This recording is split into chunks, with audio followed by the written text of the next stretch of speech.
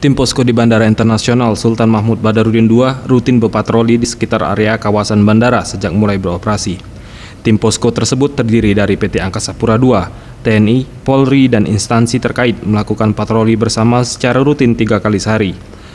Area patroli rutin yakni ruang kedatangan keberangkatan, area check-in, connecting door, dan beberapa area lainnya di bandara. Salah satu petugas posko mengatakan patroli sudah menjadi tugas Angkasa Pura dan kegiatan ini dilakukan untuk memastikan bandara aman dan menjamin keselamatan penerbangan. Sebab intensitas penerbangan pun semakin meningkat, menyusul banyak maskapai menambah penerbangan ekstra untuk mengangkut penumpang.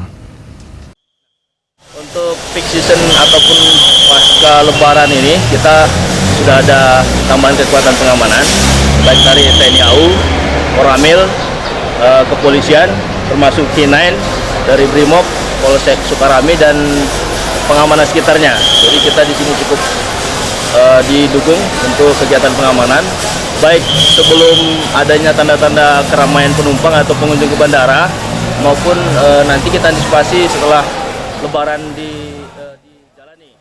Tim Liputan Sriwijaya TV.